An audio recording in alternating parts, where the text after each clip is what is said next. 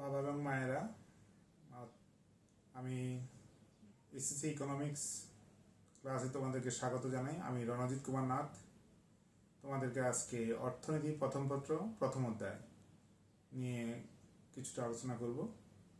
এক্ষেত্রে আমরা জানি আমাদের যে বইয়ের প্রথম অধ্যায়টি হলো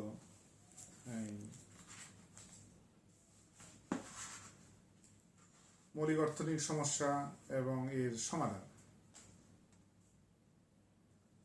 প্রিয় ছাত্র বন্ধুরা, আমরা প্রথমত অর্থনীতির মৌলিক সমস্যা এবং এর সমাধান এই বিষয়ে আমরা কিছু আলোচনা করি।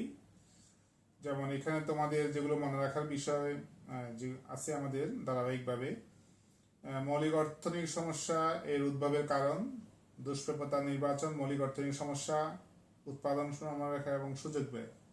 এই অংশটুকুতে অনেকেই একটু ভয় পায়, কারণ এখানে চিত্র রয়েছে, একটু গাণিতিক ব্যাখ্যা টাইপের আছে, তো সেটা তোমাদের কেটে যাবে। আমরা যে মৌলিক অর্থনৈতিক সমস্যা, এটা আমরা সবাই জানি, এটা অর্থনীতি একেবারেই প্রারম্ভিক আলোচনার বিষয়। মৌলিক অর্থনৈতিক সমস্যাটা কি? আমাদের জীবনে অভাব অসীম এবং আমাদের সম্পদ সীমিত। সম্পদ বলতে বোঝানো হচ্ছে যে অভাব পূরণের জন্য যে বিষয়গুলো আমাদের প্রয়োজন সেগুলো প্রকৃতির মধ্যে বিদ্যমান অত্যন্ত স্বল্প পরিমাণে, কিন্তু অভাব অসীম। এই যে করোনা ভাইরাসের এই সময় ঔষধের যে এটার প্রয়োজনীয় যে নিয়ন্ত্রণের জন্য যে ঔষধ প্রয়োজন সেটা খুবই অভাব, অর্থাৎ ওই সম্পদের অভাব রয়েছে। কিন্তু সমস্যা কি? পুরো পৃথিবীব্যাপী আমাদের অনেক মানুষের প্রাণহানি হচ্ছে। প্রতিনিয়তই আমরা এরকম অনেক অভাবের সম্মুখীন হই। এই অভাব পূরণের জন্য যে সম্পদ সেটি কি? অত্যন্ত সীমিত। অর্থনীতি এইটাই নিয়ে আলোচনা শুরু হয়েছে এই বিষয়ে। এখান থেকে মৌলিক অর্থনৈতিক সমস্যা, দুষ্প্রাপ্যতা এবং নির্বাচন ধারণাটা এসেছে। দুষ্প্রাপ্যতা এবং নির্বাচনটা দুটো বিষয়ের উপরে আমরা আলোকপাত করি। নির্বাচনের প্রথমটি হলো অভাবের গুরুত্ব নির্বাচন। অনেক অভাব আমাদের সামনে রয়েছে, তোমরা জানো। প্রতিনিয়তই আমরা একই মুহূর্তে অনেকগুলো অভাব স্মরণ করতে হয়, কিন্তু সব অভাব কি আমাদের জীবনে সমান বা গুরুত্বপূর্ণ বা প্রধান গুরুত্বপূর্ণ বিষয়? অবশ্যই আমরা এখানে অভাবের মধ্যে এই তার তীব্রতার মাত্রা অনুযায়ী র্যাঙ্কিং করতে পারি, কোনটা আগে প্রায়োরিটি দিতে হবে, কোন অভাবটা আমার প্রথম পূরণ করা আবশ্যক, কোনটা এর পরে পূরণ করতে হবে। তো সেজন্য আমরা বলি অভাবের মধ্যে বাছাই করা, অর্থাৎ অগ্রাধিকার নির্বাচন করা অভাবের গুরুত্ব অনুযায়ী। তারপরে সম্পদের দক্ষ ব্যবহার নির্বাচন করা। সম্পদকে ব্যবহার করতে পারি বিভিন্নভাবে, কিন্তু আমাদেরকে দেখতে হবে কোন ব্যবহারটা সবচেয়ে দক্ষ, যেহেতু সম্পদ আমাদের সীমিত। তো এটাকে এখান থেকেই তোমরা জানো, অবশ্যই তোমাদের শিক্ষকেরা শ্রেণীতেও যথেষ্ট গুরুত্ব দিয়ে পড়িয়েছেন। পল স্যামুয়েলসনের মৌলিক অর্থনৈতিক সমস্যা, দুষ্প্রাপ্যতা এবং নির্বাচনের ভিত্তিতে মৌলিক অর্থনৈতিক সমস্যার আবির্ভাব হয়েছে পল স্যামুয়েলসনের মত অনুযায়ী। এবং মৌলিক অর্থনৈতিক সমস্যা কি কি তোমরা জানো, সেটা অবশ্যই প্রধানত তিনটি। কি এবং কতটুকু উৎপাদন করতে হবে, কিভাবে করতে হবে এবং কার জন্য করতে হবে। কি এবং কতটুকু উৎপাদন করতে হবে এটা তো তোমরা জানো, দেখো তোমাদের স্মরণ পড়ে কিনা। কি উৎপাদন করব, এখানে আমাদেরকে বাছাইয়ের ব্যাপার রয়েছে। আমাদের তো অনেক কিছুই প্রয়োজন, কিন্তু এখানেও আমাদেরকে অগ্রাধিকার দিতে হবে। কোনটি প্রথম প্রয়োজন, তারপরে কোনটি প্রয়োজন, এরকম এক বা একাধিক জিনিস আমাদেরকে নির্বাচন করে সিদ্ধান্ত নিতে হবে। আমরা হয়তো একসাথে দুটো জিনিস উৎপাদন করতে পারি, যেমন বাংলাদেশে কৃষিদ্রব্য এবং শিল্পদ্রব্য। আমরা শুধু কৃষি উৎপাদন করলেও চলবে না, আবার শুধু শিল্প উৎপাদন করলেও চলবে না। আমাদেরকে দুটোর মধ্যেই হয়তো সমন্বয় করতে হবে আমাদের কোনটা কতটুকু প্রয়োজন। তাহলে আমরা যে সমাজে বসবাস করি সেই সমাজের প্রয়োজনের আলোকে কি এবং কতটুকু উৎপাদন করতে হবে এটা আমাদেরকে নির্বাচন করতে হবে। এটা আমরা একটা চিত্রের মাধ্যমে দেখাতে পারি। আমি এখানে তো আর কলেজের মতো বোর্ড নেই, তোমরা একটু দেখো এখানে মনোযোগ দিয়ে। যেমন এই যে দুটো অক্ষ, এইভাবে অক্ষ আঁকবে, অক্ষ এঁকে এটা হলো উৎপাদন সম্ভাবনা রেখা। উৎপাদন সম্ভাবনা রেখা মানে এটা সংজ্ঞা আছে অবশ্যই, তোমরা জানো, যে রেখায় দেশে বিদ্যমান সম্পদ ও চলতি প্রযুক্তি সাপেক্ষে দুটো দ্রব্যে, যেমন এটা যদি এক্স হয়, এটা কৃষি, এটা ওয়াই হলে এটা শিল্প, দুটো দ্রব্যের সর্বোচ্চ উৎপাদন যে রেখায় প্রকাশ করে। এই যে এবি রেখা, আমরা এটাকে এবি বলছি, এবি রেখাতে কৃষি এবং শিল্প সর্বোচ্চ উৎপাদন প্রকাশ করবে। এই রেখার বাইরে আমি উৎপাদন করতে পারবো না, এটা তোমরা জানো, বইতে পড়িয়েছে তোমাদের শ্রদ্ধেয় শিক্ষকেরা। এটা হলো অর্জনযোগ্য, এর বাইরে এই অঞ্চলটা, এদিকে, কারণ এদিকে আমি যেতে পারবো না। আমার কাছে যে সম্পদ রয়েছে সেই সম্পদ দিয়ে আমাকে এবি রেখার ভিতরে থাকতে হবে। কিন্তু ভিতরে উৎপাদন করলে সেটা আমাদের যৌক্তিক হবে না। এখানে ইউত উৎপাদন হলে যৌক্তিক হবে না, কারণ তোমার বা আমাদের নিকট সম্পদ আছে এই রেখা পর্যন্ত, এখানে আমরা যেতে পারি। আমি যদি এখানে উৎপাদন করি তাহলে আমার সম্পদের এই পরিমাণ ব্যবহারটুকু করতে পারিনি, সম্পদ অব্যবহৃত থেকে যাবে। এটাকে আমরা বলি শ্রমিকের, যেমন শ্রমিক সংখ্যা, বাংলাদেশে অনেক শ্রমিক আছে কিন্তু সবাইকে আমরা কাজ দিতে পারিনি, তখন কি হবে? বেকারত্ব বলবো। তাহলে এই অংশটুকু বেকার থেকে যাবে। এটা যে ব্যবহারটা হলো সম্পদের অদক্ষ ব্যবহার, আমার সম্পদ আছে কাজে লাগাতে পারিনি। তাহলে কৃষি এবং শিল্প, এই যে দুটো দ্রব্য, আমাদের প্রয়োজন অনুযায়ী নির্ধারণ করতে হবে কোথায় উৎপাদন করব।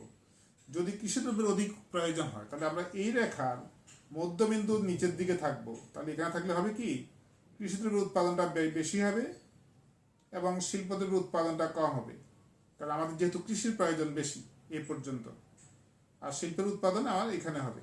বিন্দুর নাম দিতে পারো তোমার পছন্দ অনুযায়ী। আর যে সকল দেশ উন্নত, জাপান, জার্মান, যুক্তরাষ্ট্র, যুক্তরাজ্য, তারা কিন্তু এই অংশ উৎপাদন করবে, শিল্প প্রধান দেশগুলো। এখানে উৎপাদনগুলো হবে কি, কৃষি দ্রব্য উৎপাদন কম হবে এখানে, আর শিল্প দ্রব্য উৎপাদন কি হবে? বেশি হবে, অধিক হবে। তাহলে যে সমাজে আমি বসবাস করি ওই সমাজে কোন দ্রব্যের অধিক প্রয়োজন ভেবে নিতে হবে। সেই প্রয়োজন অনুযায়ী আমি এই মধ্যবিন্দুর হয় নিচে, অর্থাৎ কৃষি দ্রব্যের এখানে প্রায়োরিটি বেশি, অগ্রাধিকার এখানে কৃষি দ্রব্য অধিক উৎপাদন হবে, আর মধ্যবিন্দুর উপরের দিকে শিল্প দ্রব্যের উৎপাদন বেশি হবে। কিন্তু দুটোই উৎপাদন হবে, কোনোটা অধিক হচ্ছে আর একটা কম হবে। তাহলে এইভাবে আমরা কি উৎপাদন করব এবং কতটুকু উৎপাদন করব এটা নির্বাচন করতে হবে। কারণ কতটুকু করবো কেন, আমরা তো সর্বোচ্চ শুধু একটা দ্রব্য উৎপাদন করতে পারি না, পারি কিন্তু সেটা আমাদের জন্য যৌক্তিক হবে না। শুধু কি আমরা কৃষি দ্রব্য দিয়ে আমাদের জীবন অতিবাহিত হবে? শিল্প দ্রব্যের কিছু প্রয়োজন আছে, সেজন্য দুটো একসাথে প্রয়োজন, কোনোটা বেশি কোনোটা কম। তাহলে কি এবং কতটুকু উৎপাদন করব সেখানে আমাদের প্রয়োজন অনুযায়ী, যে সমাজে বসবাস করে সেই সমাজের চাহিদার আলোকে আমাদের উৎপাদন সিদ্ধান্ত গ্রহণ করতে হবে এবং কতটুকু করবো তাও গ্রহণ সিদ্ধান্ত নিতে হবে। এরপরে জানো যে তোমাদের মৌলিক সমস্যা আছে, দ্বিতীয়টা কি উপায়ে বা কিভাবে উৎপাদন করবে। যেহেতু বলা হচ্ছে কি উপায়ে বা কিভাবে, তাহলে তোমরা এখানে ভেবে নিতে পারো যে উপায় একাধিক রয়েছে, নির্বাচনের করার বিষয় রয়েছে এখানে। আমরা জানি উপায় দুই রকম, একটা হলো শ্রমনিবিড়,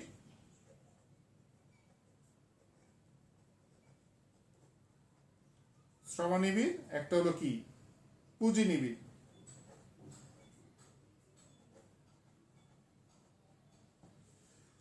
দুটো সিদ্ধান্ত, উৎপাদন কৌশল, শ্রমনিবিড়, পুঁজিনিবিড়। এখানে শ্রমিকের সংখ্যা বেশি আছে যে সকল দেশ, তারা এই সিদ্ধান্ত গ্রহণ করে, কারণ সেখানে শ্রমিক সস্তা, সহজলভ্য।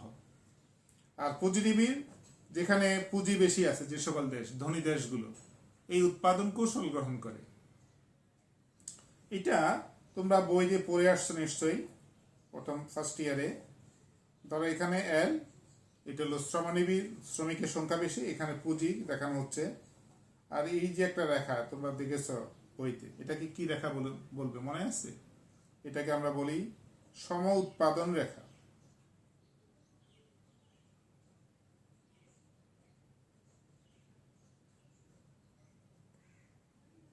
আইসোকোয়ান্ট কার্ভ, আইসোকোয়ান্ট আর আইসোপ্রোডাক্ট যাই বলো, অর্থাৎ এখানে এই রেখার সকল বিন্দুতে উৎপাদন কি বাবারা বলো তো সমান। এই রেখার সকল বিন্দুতে এখানে বলো আর এখানে বলো উৎপাদন সমান।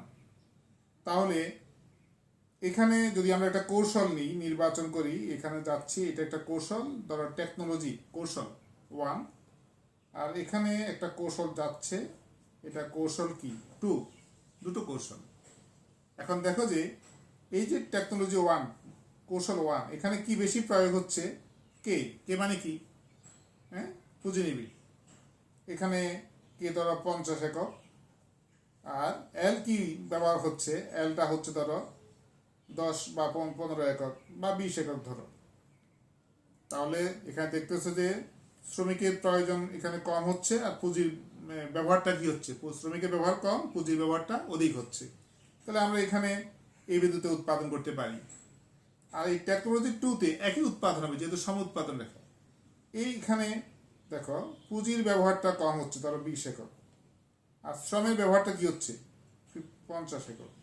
হ্যাঁ, তাহলে এখানে শ্রমের ব্যবহার বেশি, পুঁজির ব্যবহার কম, কিন্তু ওখানে উৎপাদন, এটা ধরো বি বিন্দু, উৎপাদন সমান এ বি বিন্দু, যেহেতু একই সম উৎপাদন লেখা রয়েছে। তাহলে সম উৎপাদনের জন্য এই কৌশলে T1 কৌশলে এই বিন্দুতে পুঁজি অধিক প্রয়োজন হচ্ছে 50 একক, আর T2 কৌশলে বিন্দুতে এখানে শ্রমিকের ব্যবহার বেশি 50 একক, অফারটা কম। তাহলে আমরা T1 কৌশলকে বলতে পারি পুঁজিনিবিড় যেহেতু এটি 50 একক, আর T2 কৌশলটা কি শ্রমনিবিড়, শ্রমনিবিড়। তাহলে এখন এটা মনে রাখার জন্য খুব সুবিধা হয়, এ দিয়ে আমরা কি বলতে পারি, আমেরিকা, মার্কিন যুক্তরাষ্ট্র, আমেরিকা পুঁজিনিবিড় কৌশল উৎপাদন করে, এই কৌশল উৎপাদন করে। আর বাংলাদেশ বি শ্রমনিবিড় কৌশল, এটাতে উৎপাদন আমরা করতে পারি। তাহলে আমরা এখানে বুঝতে পারি যে একই উৎপাদনের জন্য আমেরিকা অধিক পুঁজি ব্যবহার করে, বাংলাদেশ অধিক শ্রম ব্যবহার করে, কিন্তু উৎপাদন সমান। তাহলে কি উপায়ে উৎপাদন করবে, এটার সিদ্ধান্ত কি হবে? যে দেশে যে উপকরণটা অধিক পাওয়া যায়, সহজলভ্য, সহজলভ্য হলে উপকার কি, সহজলভ্য হলে সেই উপকরণটা সস্তা, উপকরণের মজুরি বা মূল্য কম দিতে হয়। তাহলে উৎপাদন খরচ কি হবে, কম হবে। উৎপাদন খরচ কম হলে কি হবে, কম্পারেটিভ যে মার্কেট, হ্যাঁ প্রতিযোগিতামূলক বাজার, বিশ্ব বাজার, সেখানে ওই দেশের ওই পণ্যটা প্রতিযোগিতায় টিকে থাকার একটা স্কোপ, সম্ভাবনা তৈরি হয়। তাহলে বাংলাদেশ, এই জন্য বাংলাদেশের গার্মেন্টস শিল্প, তোমরা দেখেছো গার্মেন্টসে আমাদের যেহেতু শ্রমিক সস্তা, শ্রমবান্ধব উৎপাদন কৌশল এখানে আমরা অনুসরণ করি, তাই বাংলাদেশের গার্মেন্টস প্রোডাক্ট সমগ্র বিশ্বে প্রায় দ্বিতীয় স্থানে রয়েছে। প্রথম স্থানকে চায়না, ওরা অধিক পরিমাণ উৎপাদন করতে পারে, অনেক আগ থেকে তারা শুরু করেছে। তাহলে বাংলাদেশের গার্মেন্টস শিল্পে এই যে শ্রমিক বান্ধব উৎপাদন কৌশল বাংলাদেশ অনুসরণ করে, এটা আমরা এইভাবে উৎপাদন সিদ্ধান্ত গ্রহণ করতে পারি। একইভাবে মার্কিন যুক্তরাষ্ট্র, সেখানে গার্মেন্টস শিল্পের বিকাশ ঘটে, কিন্তু তাদের উৎপাদন খরচ বেশি পড়বে, তারা বিশ্ববাজারে রপ্তানি করার সুযোগ পাবে না, অর্থাৎ সেই অধিক দাম দিয়ে কেউ তাদের পণ্য ক্রয় করবে না। এটা আমাদের মৌলিক সমস্যার দ্বিতীয় পয়েন্ট ছিল, কি উপায়ে উৎপাদন করব। তারপরে হলো তৃতীয় সমস্যা কি, তোমরা অবশ্যই জানো, কার জন্য উৎপাদন করব। তোমার যে উৎপাদনটা, এটা কার জন্য, কৃষি শিল্প এটা কার জন্য করবে। তুমি দেখতে হবে সমাজে কোন শ্রেণীর লোক বেশি আছে, যে শ্রেণীর লোক বেশি আছে তাদের চাহিদাকে অগ্রাধিকার দিতে হবে। যেমন এই যে কৃষি দ্রব্য, এখানে মনে করতে হবে যে এখানে মধ্যবিত্ত লোকের সংখ্যা বেশি, গরিব,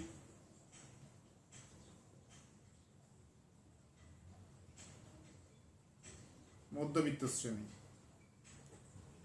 আর শিল্পজাত দ্রব্য যেখানে উৎপাদন হবে, এরা কারা, ধনিক শ্রেণী, হ্যাঁ ধনী বা উন্নত সমাজ। তাহলে আমরা যে পণ্যটা উৎপাদন করব, সেই পণ্যের বাজার দেখতে হবে, বাজারটা কাদের জন্য। যদি ওই বাজারে মানে গরিবের সংখ্যা বেশি হয়, তাহলে পণ্যটা সেই মানের, মানে ওই দাম যেন কম থাকে, তাদের ক্রয় ক্ষমতার মধ্যে থাকে, ওইভাবে উৎপাদন করতে হবে। আর যারা বিত্তশালী উন্নত সমাজ, তারা অধিক দাম দিয়ে পণ্য ক্রয় করতে পারে, উৎপাদন খরচ কিছুটা বেশি পড়লেও যদি গুণগত মান অনেক বেশি হয় তারা এটা ক্রয় করতে পারবে। এই জন্য কাদের জন্য উৎপাদন করব সিদ্ধান্ত নিতে গেলে আমাদেরকে এটা ভাবতে হবে। তো আমি ক্লাসে তোমাদেরকে বলি, তোমাদের অবশ্যই মনে আছে মনে হয়, যে সিঙ্গারা, আমরা যে সিঙ্গারা খাই এই টিফিনে, এটা যাত্রাবাড়ি ও উৎপাদন হয়, গুলশানে উৎপাদন হয়, মানে গুলশানের রেস্টুরেন্টে পাওয়া যায়, কিন্তু দুই জায়গার দাম ভিন্ন। দুই জায়গায় দাম, সিঙ্গারার দাম ভিন্ন, কারণ প্রোডাকশন কস্ট দুই জায়গায় দুই রকম। এবং সেখানে সিঙ্গারার যে রাখার যে প্রক্রিয়া, এবং যেখানে ওরা যেভাবে একটা প্রোটেক্টিভ জায়গায় রাখে, যত জিনিসপত্র ব্যবহার করে উৎপাদন খরচ বেশি পড়ে যায়। এসি রুম থাকে, ফাস্টফুডের দোকান, সেখানে বসে খেতে গেলে নিরাপত্তা অবশ্যই বেশি, জীবাণুমুক্ত, দামটা বেশি দিতে হবে তোমাকে। আর যাত্রাবাড়ি শনি একটা বা কাশপুর ব্রিজ বা অন্য কোনো জায়গাতে রাস্তাঘাটে হরামেশাই বিক্রি হচ্ছে সিঙ্গারা, রাস্তা ওপেন সিঙ্গারা বিক্রি হচ্ছে, 2 টাকা সিঙ্গারা 3 টাকা সিঙ্গারা খেতে পারছে অনেকে, শ্রমজীবী মানুষ, তাদের ক্রয় ক্ষমতা কম, তাই নিরাপত্তা ঝুঁকি রয়েছে। হ্যাঁ, তো সেই জন্য তারা কম দামে খেতে পারে। তো এটা যখন আমরা কোনো জিনিস উৎপাদন করি, কাদের জন্য উৎপাদন করব এটা আমাদেরকে ভেবে রাখতে হবে। হ্যাঁ, যে সমাজে যে লোকের সংখ্যা বেশি তাদের জন্য উৎপাদন করব। এইভাবে মৌলিক অর্থনৈতিক সমস্যা আলোচনা আমরা করতে পারি। কি উৎপাদন করব, কিভাবে করব, কার জন্য করব, কি উপায় করব এবং কার জন্য করব। যাই হোক বাবা, আজকে তোমাদের ধন্যবাদ জানাই এই ক্লাসটি উপভোগ করার জন্য। যদি কোনো সমস্যা থাকে আমাকে আমার কানেকশানে থাকবে এই ইকোনমিক্স, এসএসসি ইকোনমিক্সে, এবং তোমরা আমাকে প্রশ্ন করবে। প্রশ্নগুলো আমি চেষ্টা করবো উত্তর দেওয়ার জন্য। অনেক ধন্যবাদ তোমাদেরকে।